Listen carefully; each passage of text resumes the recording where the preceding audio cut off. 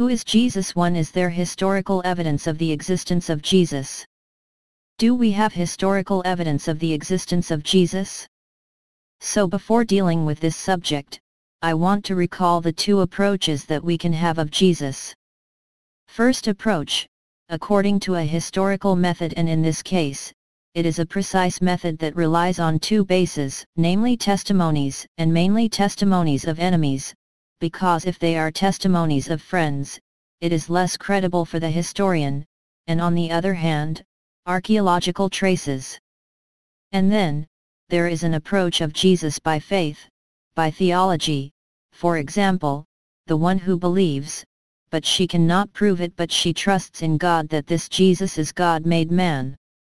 And that does not concern the story at all, of course. These two separate approaches, therefore, in spite of everything, come together, no doubt, in one point. The famous Shroud of Turin. For the moment he resists science. In the 80s, 90, it seems that some had dated from the Middle Ages. And then it was questioned. Other sources, measuring this shroud, show that there is a problem and that we do not always understand how was formed this image, which is a slight burn on the surface. So maybe here an archaeological record would join the phenomenon of the resurrection, but obviously it's so huge that history is asking for more, as well as science and evidence and checks, which is fine, normal, which is his duty. As for the evidence of the existence of Jesus, first of all, it is archaeological evidence, it is not directly from Jesus.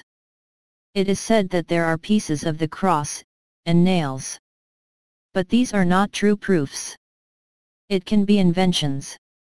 On the other hand, in excavations of old Israel, very old places, for example in Capernaum, a house, where there is a graffiti marked "Here is Peter" in Latin, and around, a Byzantine basilica far from the ruins. This is a trace that very early in history, this house was recognized as the one where lived Peter, the first pope. We have the same kind of find in Ephesus.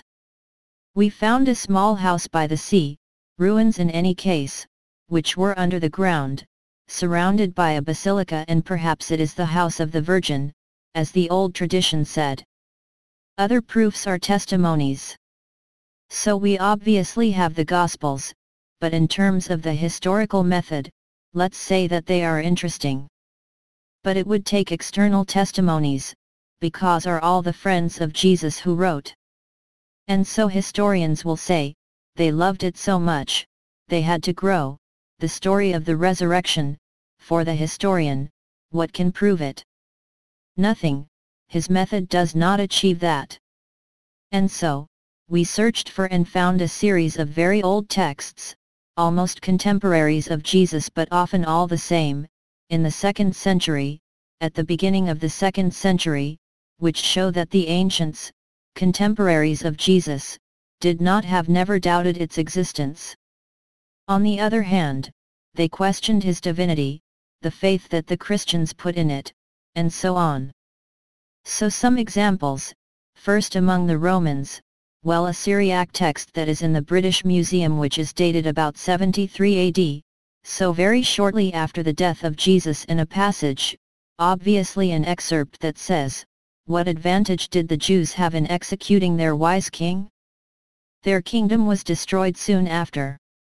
Suetonius, another Roman author, wrote to 100-22, as the Jews were constantly disturbed the city, at the instigation of a certain Christus, Claudius, the emperor decided to expel them from Rome. It is in the life of Claude, in chapter XXV to verse 11.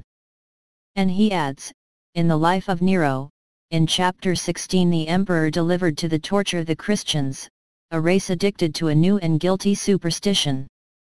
These texts then prove in any case the existence of Christians at the time of Emperor Nero, so in the 60s after Christ. Tacitus wrote about 116 AD, the Christian name comes to them from the name of Christ, who was condemned under Tiberius, by the procurator Pontius Pilate. It is in the Annals, chapter 15, verse 44. We can also mention Pliny the Younger, who writes to 112, a letter to the emperor, concerning the orders to persecute this sect which is called the Christians. He says, "There were people who said they were Christians but who did not hesitate to sacrifice, according to the orders I gave, to save their lives. Anything that is impossible to obtain from those who are truly Christian. I thought they had to be released." Those who called themselves Christians affirmed that all their fault or error was limited to the custom of meeting on fixed days, before sunrise, to sing between them alternately a hymn to Christ, as to a god. Panegyric letter of Trajan. And we can continue, and there are several texts like this, and all simply say that Christians believed in Christ without ever denying its existence. It did not come to the idea, at that time. On the other hand, I think we have a text that must be set apart and quoted very strongly because it is part of the Talmud. It is interesting because the Talmud, especially of Babylon, which was finished writing about the 4th century, which begins right after the exile, so the destruction of Jerusalem in the year 70 AD, and done by the successors of the priests, who killed Jesus. And never, they deny the existence of Christ. They are content to say this: Jesus Christ was put to death, because he turned the people away from the faith, and worked miracles with the help of Beelzebub. Here we find the convictions that are attested in the Gospel. It is in the name of Satan that he does these miracles.